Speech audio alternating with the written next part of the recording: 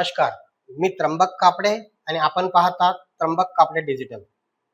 Pension धारकांनो, सध्या तुमच्या व्हॉट्सअपवर किंवा सोशल मीडियावर एक सरकारी पत्र फिरतंय का, ज्यामध्ये दावा केला जातोय की EPS 95 या अंतर्गत तुमची किमान पेन्शन 7,500 रुपये झाली आहे. जर तुमच्याकडे असं पत्र आलं असेल तर थांबा. आनंद साजरा करण्यापूर्वी हा व्हिडिओ शेवटपर्यंत पहा, कारण तुम्ही एका मोठ्या फसवणुकीचे बळी ठरू शकता. आज आपण या तथाकथित GRचं पोस्टमार्टम करणार आहोत. त्यासाठीच मी हा व्हिडिओ तातडीने बनवला आहे. हे पहा, ते पत्र दिसायला अगदी सरकारी वाटतं ना. भारत सरकारचा लोगो आहे, श्रम मंत्रालयाचा उल्लेख आहे, पण यात अशा काही चुका आहेत ज्यावरून हे पत्र पूर्णपणे बनावट असल्याचं सिद्ध होतं. पहिली चूक, या पत्रावर तारीख आहे 30 एप्रिल 2026 आणि यात लिहिलंय की 1 मे 2026 पासून पेन्शन मिळेल. पण मित्रांनो, केंद्र सरकारचा असा कोणताही अधिकृत निर्णय अद्याप झालेला नाही. सरकारी निर्णय इतक्या घाईने एका दिवसात लागू होत नाही.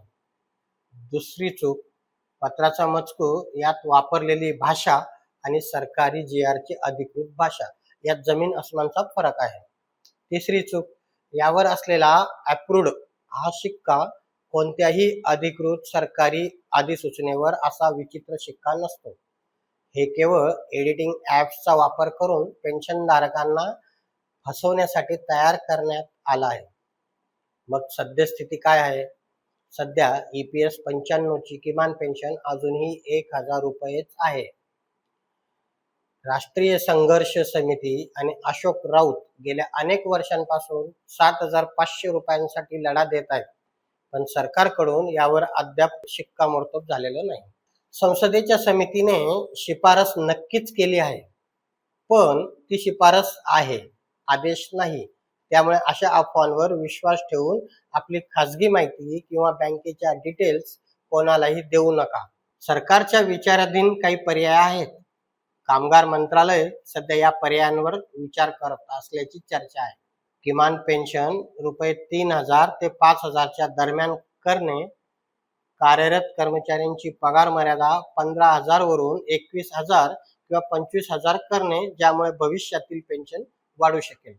मंडळी, डिजिटल युगात अफवा वाऱ्यासारख्या पसरतात. पेन्शनधारक हे ज्येष्ठ नागरिक आहेत आणि त्यांच्या हक्काच्या पैशांबाबत त्यांच्या भावना तीव्र आहेत. याच गोष्टीचा फायदा काही समाजकंटक घेत आहेत. माझं तुम्हाला आवाहन आहे, जोपर्यंत epfindia.gov.in या अधिकृत वेबसाईटवर कोणतीही बातमी नाही, तोपर्यंत कोणत्याही पत्राला खरं मानू नका. हा व्हिडिओ तुमच्या इतर पेन्शनधारक मित्रांना आणि ग्रुपवर नक्की शेअर करा, जेणेकरून त्यांची फसवणूक थांबेल. आम्ही आमच्या चॅनलच्या माध्यमातून तुमच्यापर्यंत केवळ तीच माहिती पोहोचवतो जी सत्य असते, कारण आम्हाला माहीत आहे तुमचा आमच्यावर विश्वास आहे आणि आमचं ब्रीद वाक्यच आहे, आम्ही सांगतो तेच खरं.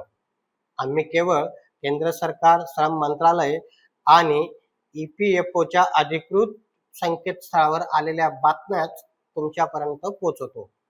पेन्शन संदर्भातील कोणतीही अधिकृत माहिती जाणून घेण्यासाठी www.epfindia.gov.in या अधिकृत वेबसाईटला भेट द्या. पुन्हा सांगतो, www.epfindia.gov.in या अधिकृत वेबसाईटला भेट देऊन सत्य जाणून घ्या.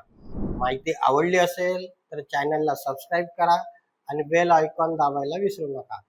पाहत राहा त्र्यंबक कापडे डिजिटल. धन्यवाद. नमस्कार. जय हिंद, जय महाराष्ट्र. पुन्हा भेटूया पुढच्या व्हिडिओत. तोपर्यंत नमस्कार.